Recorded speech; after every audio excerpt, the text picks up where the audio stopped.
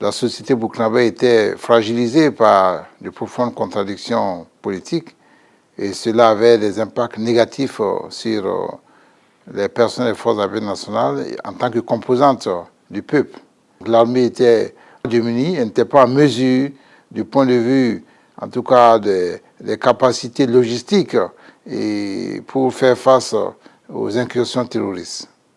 Les quelques aéronefs qui étaient là servaient essentiellement comme moyen de liaison, voilà, et moyen donc d'évacuation sanitaire en cas d'urgence. Nous avions à peine l'armement pour équiper donc même les postes de garde dans des unités à travers le pays. Et nous étions démunis en armement, en munitions. Beaucoup de personnel des unités n'étaient pas dotés individuellement en armement. Et certains connaissaient à peine les armes en dotation dans les unités d'infanterie. Et pire, nous n'avions pas assez de munitions même pour entraîner ces hommes. Les forces armées nationales du Burkina Faso, longtemps sous-équipées, peu structurées et pas très motivées, se sont retrouvées naturellement peu efficaces face aux coups de boutoir des groupes armés terroristes qui en 2015 ont perpétré les premières attaques terroristes dans notre pays. Dans cette guerre d'un genre nouveau, de nombreux civils ont perdu la vie et les forces armées nationales ont payé le lourd tribut avec de nombreuses victimes tombées sur le champ d'honneur pour la patrie. Cette situation inacceptable va sonner la révolte de jeunes officiers sous le leadership du capitaine Ibrahim Traoré, engagé à redonner à l'armée burkinabé tous les moyens nécessaires pour contenir la menace terroriste et aller à l'assaut de l'ennemi pour libérer le pays. Le président du Faso, chef suprême des forces armées nationales, va alors imprimer une nouvelle dynamique dans la réorganisation et le renforcement des capacités opérationnelles des forces combattantes.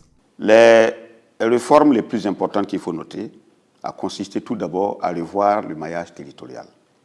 Nous avions une organisation de défense du territoire qui était axée sur 3 régions militaires. Cela a été jugé insuffisant. Donc rapidement, on est procédé à une réforme, à une réorganisation. Nous sommes passés de 3 régions militaires à 6 régions militaires, 6 régions de gendarmerie, de nouvelles bases aériennes, pour ne citer que cela. Nous avons procédé à la création, à l'organisation et à l'opérationnalisation de la brigade spéciale d'intervention rapide, qui a été fondée sur les bases des unités Cobra. Moins de 2 ans, nous sommes passés à 25 bataillons d'intervention rapide, plus d'autres composantes, rendant ainsi cette brigade très opérationnelle, un fer de lance de l'offensive que nous menons actuellement contre les groupes armés terroristes. Dans la foulée, un plan stratégique d'équipement des forces armées nationales est adopté par le gouvernement. Ce plan stratégique, fruit de la volonté du chef de l'État, va ouvrir la voie à un renforcement sans précédent des capacités opérationnelles des forces armées nationales, notamment sur le plan des ressources humaines, de la logistique, de la tactique et des techniques de combat. Aucune des entités de l'armée n'est restée en marge. Sur le plan du recrutement, cette réorganisation s'est accompagnée d'un vaste programme de recrutement et de formation, ce qui a permis d'augmenter les effectifs au sein de nos entités et de densifier le théâtre des opérations. Sur le plan de l'équipement, l'armée de terre a bénéficié effectivement de dotations de moyens majeurs, de matériel de haute technologie, de systèmes d'armes, de systèmes de communication modernes, efficaces et adaptés à la menace actuelle. La diversification des partenariats stratégiques avec des pays comme la Russie, la Turquie, la Chine va alors accélérer l'acquisition d'importants équipements au profit des forces armées. Et à peine arrivé au pouvoir, le capitaine Ibrahim Traoré va montrer sa ferme volonté de combler le retard en matière d'équipement de l'armée burkinabé. Déjà en décembre 2022, seulement 3 mois après son avènement à la tête de l'État, l'armée de terre voit ses capacités renforcées avec l'acquisition de véhicules blindés. Et cette dynamique enclenchée va se poursuivre avec la remise d'un important lot de matériel militaire composé de moyens roulants, d'armes de combat et de munitions au ministère de la Défense en janvier 2024. Je vous remets officiellement les clés de ces engins tactiques. Retenez que nous sommes dans un monde de prédation. Pour avoir la paix, il faut faire la guerre. Donc, faites la guerre. L'armée de terre aujourd'hui est plus robuste. et elle continue de monter en puissance. L'armée de terre aujourd'hui n'a rien à envier ou n'a rien à voir en termes de capacité avec l'armée de terre qu'on a connue d'autres temps. Non seulement en termes de maillage du territoire, mais aussi en termes d'effectifs. En avril 2024, un autre lot de matériel militaire a été remis au chef d'état-major général des armées pour emploi. Il s'agit de 75 véhicules, 7 ambulances APC, 20 véhicules M53, 20 véhicules SATCO, 20 véhicules citernes, 4 véhicules de type Armored Car, 2 véhicules de type Armored Bus, 2 véhicules de type APC MEMSA. Toujours dans cette dynamique, courant juin 2024, un autre important lot de matériel militaire et de génie a été acquis au profit des FDS engagés sur le front de la guerre contre le terrorisme.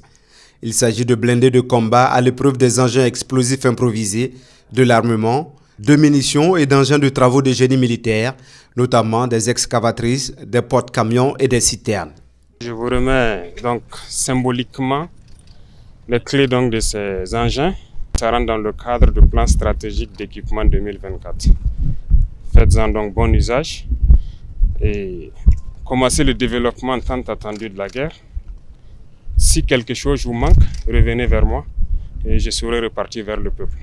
Ce qui a été acquis, en tout cas, peut-être les aînés, les anciens le diront, c'est du jamais vu dans cette armée. Moi, je suis de la logistique, je sais ce que ça vaut. C'est du jamais vu dans cette armée. L'armée de l'air, longtemps clouée au sol, va connaître son envol sous la houlette du chef suprême des forces armées nationales, le capitaine Ibrahim Traoré. La maîtrise et le contrôle du ciel sont des variables incontournables pour la victoire contre l'hydre terroriste et pour la construction d'une armée forte et résiliente. L'acquisition d'hélicoptères pour le transport des troupes et pour des actions humanitaires, ainsi que des aéronefs de reconnaissance, des hélicoptères de combat et des drones de frappe en mars 2023 s'inscrivent dans cette vision du chef de l'État.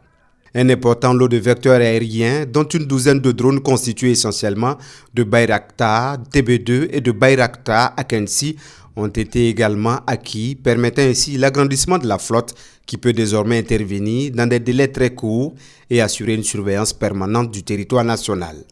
Depuis l'accession du président Traoré au pouvoir, l'armée de l'air a eu une place de choix dans le plan d'équipement des forces armées.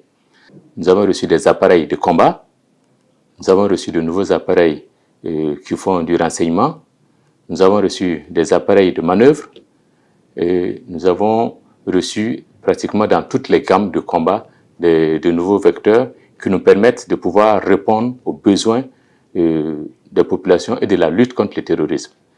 Et pour mettre en œuvre ces moyens, nous avons bénéficié également de l'ouverture de 2 nouvelles bases aériennes qui nous permettent de pouvoir avoir plus de flexibilité sur le terrain, qui nous permettent de pouvoir être plus proches des zones des opérations, qui nous permettent de pouvoir avoir plus de capacité à répondre aux besoins, à ce que l'on attend d'une armée de l'air sur le terrain. Et pour mettre tout ceci en œuvre, il a fallu que nous soyons renforcés en termes d'effectifs et ceci a été pris en compte également à travers des recrutements. Les éléments de l'armée de l'air étaient essentiellement formés à l'étranger, chose qui ne permettait pas d'avoir les effectifs conséquents. Avec le leadership du président, nous avons la capacité de former nos éléments sur place ici à travers la création de nos écoles de l'armée de l'air. Ces écoles, il y en a qui sont déjà opérationnelles, il y en a qui sont en train d'être mises sur pied, mais ça nous donne une capacité réelle pour pouvoir faire des formations qui répondent à nos besoins, des formations qui permettent d'avoir des hommes qui ont les aptitudes dont on a besoin réellement sur notre terrain, ici et maintenant. Les efforts d'équipement ont permis également de renforcer significativement les unités de la gendarmerie nationale et de la police nationale. Aujourd'hui, ces forces de sécurité intérieure disposent de moyens nécessaires pour jouer pleinement leur rôle dans la défense et la sécurisation du territoire national.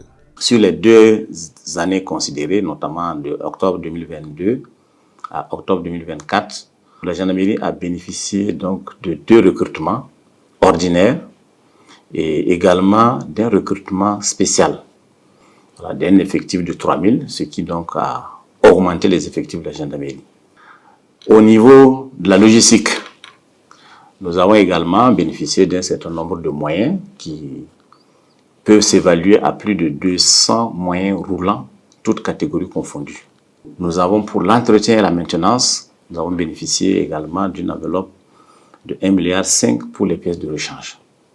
Avant, nous étions avec des moyens, des véhicules qu'il fallait pousser pour démarrer. Aujourd'hui, à l'heure où je vous parle, lorsque vous voyez un moyen de gendarmerie, c'est vraiment un moyen appréciable. Voilà, donc c'est des moyens, des acquisitions qui permettent à la gendarmerie de travailler efficacement. Au niveau des infrastructures, nous avons bénéficié d'une enveloppe d'environ 11 milliards de francs CFA pour la construction, les réalisations d'infrastructures que nous n'avions pas, mais également la réhabilitation des infrastructures existantes et qui étaient donc un peu délabrées. La plupart des brigades de gendarmerie étaient construites à l'air libre et fonctionnaient à l'air libre sans clôture. Seuls les arbres pouvaient délimiter l'espace consacré aux brigades. Aujourd'hui, nous remercions les autorités pour avoir pris cela comme une priorité en procédant donc à la clôture de la quasi-totalité des brigades de gendarmerie. Dès l'appel du président, chaque policier a répondu à l'appel du devoir. Toute l'institution a répondu à l'appel de la patrie et a fait corps avec toutes les autres composantes des forces de défense et de sécurité en s'engageant sur tous les théâtres d'opération. Les résultats parlent d'eux-mêmes. Ce sont des dizaines d'unités d'intervention et des dizaines de GOUMI aussi qui ont été créés dans le cadre de notre contribution à la lutte contre le terrorisme. Et toutes ces unités sont déployées à l'échelle du territoire aux côtés des autres forces de défense et de sécurité, des volontaires pour la défense de la patrie. Il y a aussi la refondation de l'unité d'intervention de la police nationale que vous connaissez comme une unité d'élite qui a été transformée en groupement. Il y a la création aussi du centre d'opération, des opérations de la police nationale. En termes de recrutement, c'est par milliers que les policiers sont recrutés depuis l'arrivée du capitaine Ibrahim Traoré. En 2 ans, nous avons assisté au recrutement de plus de 4000 policiers. Donc ça, c'est un chiffre record. Beaucoup d'infrastructures ont été réalisées, d'autres réhabilitées depuis l'arrivée du capitaine Ibrahim Traoré. Sur le plan de la formation, on a assisté à un vaste renforcement des compétences de la police à travers différents types de formations, des formations intensives et des formations spécialisées. À une certaine période, il y avait des guéguerres par rapport à certaines considérations en ce qui concerne la police. Avec l'arrivée du capitaine Ibrahim Traoré, tout cela s'est envolé. On a assisté à un renforcement, un resserrement des rangs. Les forces de police ont fait corps avec toutes les autres composantes des forces de défense et de sécurité, avec les volontaires pour la défense de la patrie. Et aujourd'hui, quand vous partez sur le terrain, vous n'arrivez pas à faire la distinction entre les différentes composantes. Les gens évoluent dans une unité d'action et c'est vraiment dans une fraternité d'armes que les choses se passent sur le terrain. Au bout de 2 ans, tout ce que la police a acquis comme logistique de la lutte contre le terrorisme, j'avoue que c'est un chiffre qui fait rêver. Il y avait cette guéguerre autour de l'armement de la police. D'aucuns pensaient que la police n'avait pas droit à un certain type d'armes. Donc les policiers étaient déployés, mais sans les moyens qu'il faut pour assurer ni leur propre défense, ni la défense des populations. Il a fallu attendre jusqu'à l'arrivée du capitaine Ibrahim Traoré pour casser tous les codes, pour que toutes ces considérations tombent. Et aujourd'hui, j'ai pu vous dire que la police nationale dispose de pratiquement toutes les catégories d'armes. Il y a eu beaucoup d'acquisitions d'armes, aussi bien les armes individuelles que les armes collectives. Il y a eu l'acquisition de nombreux équipements de protection individuelle et des équipements de protection collective. Il y a eu l'acquisition de nouveaux équipements spécifiques. Je vais parler des drones, des détecteurs d'UED. Ça, c'est des choses que nous ne connaissions pas par le passé. Il y a eu l'acquisition de nombreux et nouveaux moyens de communication, ce qui permet sur le terrain aux unités d'être suffisamment opérationnelles. Il y a eu l'acquisition aussi de blindés, je dis bien de blindés, de semi-blindés, des véhicules d'allègement, des tricycles et d'innombrables motos. Ça, c'est vraiment une révolution. C'est d'une révolution qu'il faut parler, pas de simple changement. La Brigade nationale des sapeurs-pompiers, la BNSP, va également se renforcer et s'organiser pour apporter sa contribution à la reconquête du territoire. Les unités de combat des sapeurs-pompiers ont alors troqué leurs tuniques caractéristiques pour s'engager aux côtés des autres corps de l'armée afin de lutter contre l'hydre terroriste incarnant son slogan « Sauver ou périr au nom de la nation ». Depuis donc la crise que vit notre pays, les unités de la Brigade nationale de sapeurs-pompiers ont contribué dans des partie du territoire au retour de la paix et à la reconquête de certaines localités. Les moyens dont bénéficie la Brigade nationale de sapeurs-pompiers sont ceux dont bénéficient les forces armées nationales en général. Et donc tous nos personnels qui sont engagés sur le théâtre des opérations, qu'ils soient en unité constituée 100% personnel brigade ou au sein des autres structures des unités combattantes, bénéficient du soutien et de l'appui des services pourvoyeurs des forces armées nationales. Il faut reconnaître clairement qu'il y a eu un bond significatif en termes de capacité d'intervention d'une part, mais également capacité en ressources humaines. Il y a eu une augmentation conséquente des effectifs au niveau de la brigade pour pouvoir faire à la fois face à la défense opérationnelle du territoire dans le cadre de la reconquête du territoire national, mais aussi pour faire face à nos prestations de services publics en matière de secours et de lutte contre l'incendie. Depuis 2023-2024, nous avons bénéficié de la création d'unités spécifiques et d'unités au sein de la brigade. Nous avons aussi bénéficié de l'ouverture et l'opérationnalisation de compagnies d'incendie et de secours dans les villes, notamment les chefs-lieux de régions administratives qui n'avaient pas de caserne de sapeurs-pompiers. Ce sont de grands efforts qui ont été faits dans le but justement de rapprocher les secours des populations. C'est ensuite une adaptation du dispositif. Et cette adaptation du dispositif, en termes de maillage, a vu la création des groupements d'incendie, mais aussi des compagnies d'incendie et de secours.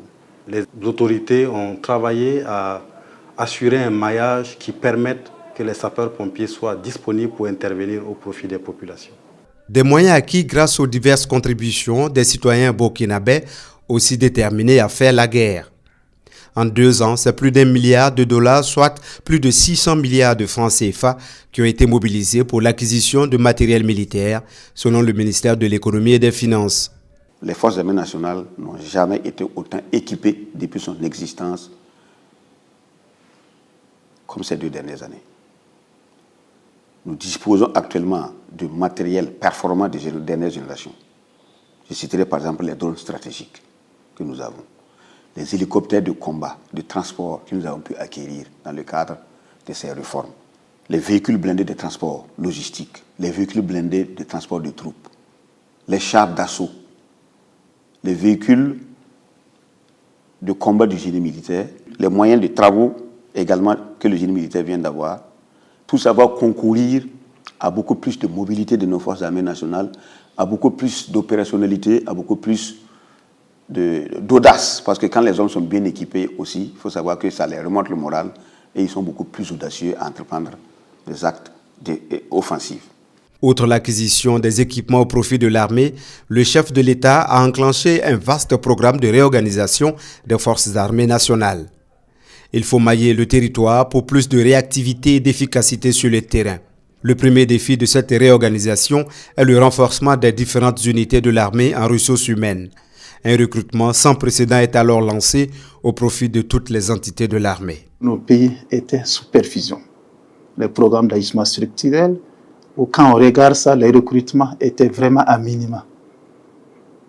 Quand on dit qu'on recrute pour toute l'armée en une année 1000 personnes, souvent c'était compliqué. Souvent ça descendait à 500, sans compter les départs en retraite. Au niveau des différentes armées, on a procédé aussi à une augmentation considérable des recrutements. Si en une année, on arrive à faire un recrutement de 10 000 soldats, c'est à saluer. Nous avons des challenges que nous sommes en train d'entreprendre pour essayer de mieux former ce personnel, de mieux encadrer ce personnel pour faire face à tout ce qui se posera en nous en termes d'opération ou en termes d'action à mener sur le terrain. Le renforcement des ressources humaines, le renforcement de l'équipement sont des facteurs très très importants. C'est ce que nous appelons le moral du soldat. Ces équipements et ce renforcement en personnel a dopé nos hommes. Et grâce à cela, nous avons pu nous lancer dans la reconquête du territoire. Nous avons réussi à libérer certaines zones de notre pays. Nous avons permis le retour de beaucoup de PDI qui étaient déplacés, qui ont rejoint leur localité d'origine et qui ont même réussi cette année à produire et à cultiver. Nous avons réussi à ouvrir plus d'1 millier d'écoles qui étaient fermées. Donc, toutes ces victoires et toute cette reconquête sont à reverser à l'effort qui a été consenti par le peuple burkinabé en acceptant investir, contribuer à l'effort de guerre pour que tous ces équipements-là et tous ces recrutements de VDP puissent avoir lieu. L'engagement massif des Burkinabés, plus de 90 000 dans les rangs des volontaires pour la défense de la patrie aux côtés des forces de défense et de sécurité, s'inscrit dans la vision d'une armée résolue à faire des volontaires des alliés sûrs pour la défense de la patrie. Et les VDP mènent vaillamment le combat aux côtés de leurs frères d'armes. Il faut rappeler que les conditions de vie et de prise en charge des VDP ont connu une certaine amélioration depuis janvier 2024 et sous la vision éclairée de son Excellence. Et les primes d'opération des VDP sont passées de 60 000 à 80 000 francs. Et cela, même si c'est insuffisant, permet aux VDP de pouvoir continuer à combattre sur le terrain et rehausser aussi leur morale. Aucun VDP ne part sur les théâtres des opérations sans son arme et les équipements adéquats dont il a besoin pour pouvoir mener à bien la lutte contre le terrorisme. Une autre décision importante prise par le capitaine Ibrahim Traoré, c'est la renaissance du Centre national d'entraînement commando SENEC. Implanté à Pau, dans la province du Naouri, ce centre est chargé d'assurer la formation des personnels militaires et paramilitaires aux techniques commando. Le centre, c'est vraiment un passage que nous souhaitons pour tout le monde. Et ce centre aussi a l'avantage de prendre en compte les forces de sécurité intérieure, notamment garde de sécurité pénitentiaire, les eaux forêts, les douaniers. Ils peuvent passer par ce centre-là pour avoir des éléments, des notions commando. Ça, c'est pour aussi permettre l'interopérabilité entre les personnels et les moyens que nous avions. En passant par ce centre, vous avez un certain nombre d'équipements que vous allez voir. Et quand vous allez vous trouver dans les manœuvres conjointes avec l'armée nationale, que vous savez, effort de sécurité intérieure, les manœuvres se passent très bien, on se complète mutuellement. En droite ligne de la vision inclusive de l'ensemble des forces pour la construction d'une défense forte et robuste pour notre pays, des unités spéciales ont également vu le jour au niveau de la garde de sécurité pénitentiaire et des eaux et forêts. Ces différentes unités apportent leur concours à la reconquête du territoire aux côtés des autres forces combattantes. Suite à l'appel du chef de l'État, président du Faso, le capitaine Ibrahim Traoré, à tous les FDS de s'impliquer activement dans la lutte contre le terrorisme et à la reconquête intégrale du territoire, l'administration pénitentiaire a répondu à cet appel par la création des unités pénitentiaires combattantes. Et de bonnes actions ont été engagées. Il s'agit de la mise en condition opérationnelle des éléments de l'unité pénitentiaire combattante à l'ENSOA et au centre d'entraînement commando de formation aux opérations spéciales à Pau. Des équipements spécifiques ont été dotés avec l'appui de l'état-major général des armées. À la suite de ça, une zone entière a été dédiée aux unités pénitentiaires combattantes pour sa sécurisation. Et de bonnes actions sont en cours pour la consolidation de ces zones par nos unités. En plus de ces actions, l'administration pénitentiaire joue sa partition aux côtés des FDS et des VDP sur le théâtre des opérations dans d'autres zones. Également, nous avons pu maintenir toutes nos positions habituelles sur l'étendue du territoire. Il faut reconnaître aujourd'hui que l'engagement des forces de sécurité intérieure aux côtés des FDS a engendré une cohésion qui n'a jamais existé. Aucune barrière n'existe aujourd'hui entre les états-majors des autres forces et les directions générales des forces de sécurité intérieure. L'ambiance y règne parfaitement et la communication, les échanges d'idées, le partage, en tout cas, des actions sur le terrain. Tout ça, c'est grâce à leadership du capitaine Ibrahim Traoré, chef de l'État, président du Faso. Depuis l'avènement de son Excellence, le président du Faso, le capitaine Ibrahim Traoré à la tête de notre pays, il y a d'énormes efforts qui ont été consentis au profit des forces de défense et de sécurité et singulièrement, je dirais, au profit du cadre paramilitaire des eaux et forêts. Sur le plan du personnel, nous avons bénéficié de l'autorisation de son Excellence pour la mise en œuvre d'un plan de recrutement. Et ce plan de recrutement avait un objectif de 4000 agents forestiers à recruter en 2 ans. Et aujourd'hui, nous nous satisfaisons de voir que nous avons déjà fait 2 recrutements. Un premier recrutement de 1950 assistants des eaux et forêts, un deuxième recrutement de 975 assistants des eaux et forêts, et nous avons 300 assistants des eaux et forêts issus des volontaires pour la défense de la patrie qui sont aujourd'hui en train de subir leur visite d'incorporation au niveau donc de l'armée. Pour le renforcement des capacités, le chef de l'État a instruit la mise en condition opérationnelle de l'ensemble du personnel combattant. Il a également instruit que l'ensemble des agents forestiers recrutés et qui seront formés techniquement au niveau de l'École nationale des eaux et forêts subissent un aguerrissement au centre d'entraînement commando de Pau. Cela pour les permettre d'être suffisamment aguerris, suffisamment en condition de pouvoir contribuer efficacement à la lutte contre le terrorisme et à l'appurement des forêts donc de notre pays. Nous pouvons retenir que c'est vraiment actuellement que l'on sent que nous faisons partie véritablement des forces de défense et de sécurité parce que nous avons bénéficié des armes, on a bénéficié d'armes individuelles, on a bénéficié d'armes collectives, ce qui est une première puisqu'on n'en avait jamais eu, mais avec l'avènement donc de cette transition, nous avons pu avoir ces différentes armes pour pouvoir contribuer efficacement donc à la lutte contre le terrorisme. Quand vous voyez nos éléments aujourd'hui, ils sont fiers d'être considérés, d'une part, ils sont fiers d'être comme les autres, d'autre part, et ils sont fiers de contribuer sur le terrain de façon véritablement engagée à la reconquête du territoire national. Créés au sein des forces armées, les BIR ont pour objectif d'intervenir le plus rapidement possible et le plus en avant en privilégiant la mobilité et la puissance de feu face à toute menace contre l'intégrité territoriale. Les résultats obtenus sur le terrain justifient la vision du chef de l'État. Nous sommes équipés, nous sommes vraiment équipés, et ce qui nous permet d'être présents rapidement sur le terrain et d'aller directement à l'objectif. Nous travaillons de concert avec les autres forces de défense et de sécurité, ce qui donne encore une autre dimension à cela. Tous ces efforts qui ont été faits par son Excellence Monsieur le Président du Faso, c'est pour permettre à l'armée nationale d'être vraiment autonome, d'être vraiment mobile sur le terrain et de partir à la conquête totale de ce pays-là. La création du groupement commando parachutiste, de la garde républicaine, de la brigade spéciale et d'intervention rapide participe de la volonté du chef de l'État de bâtir une armée forte au service de la nation.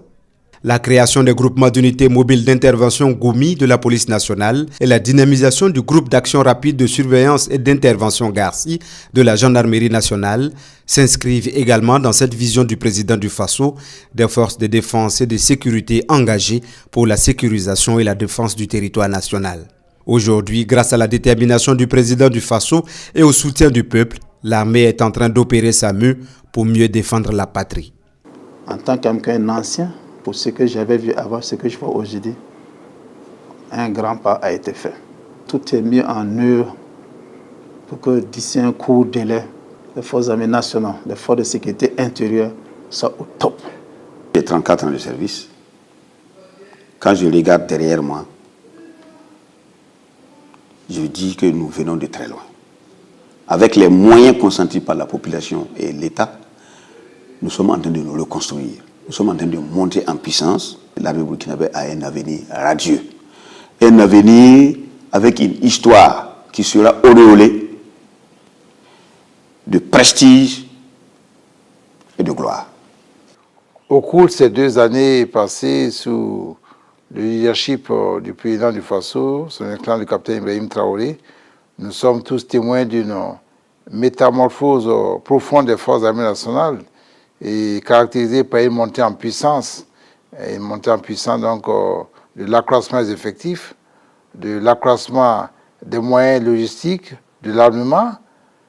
et une restructuration et un redéploiement dans des unités qui couvrent plus efficacement le territoire national. Et l'autre dimension, c'est surtout la dimension air. Les forces armées nationales sont aujourd'hui équipées d'aéronefs de combat. Elles sont équipées de vecteurs aériens qui permettent de faire non seulement l'acquisition du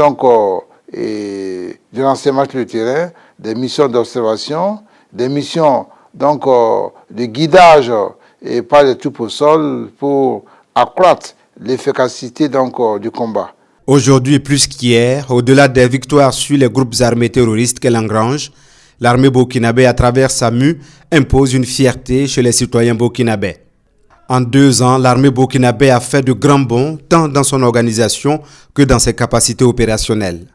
Convaincu que la force et la souveraineté d'une nation sont liées également à la puissance de son armée, le capitaine Ibrahim Traoré a inscrit son action dans un processus de renforcement continu des capacités opérationnelles des forces armées nationales. Aujourd'hui, l'armée est beaucoup plus équipée qu'elle ne l'a jamais été, mais nous disons encore ça, ce n'est rien. L'équipement va venir 10 fois, beaucoup de fois plus performant que ce que nous avons.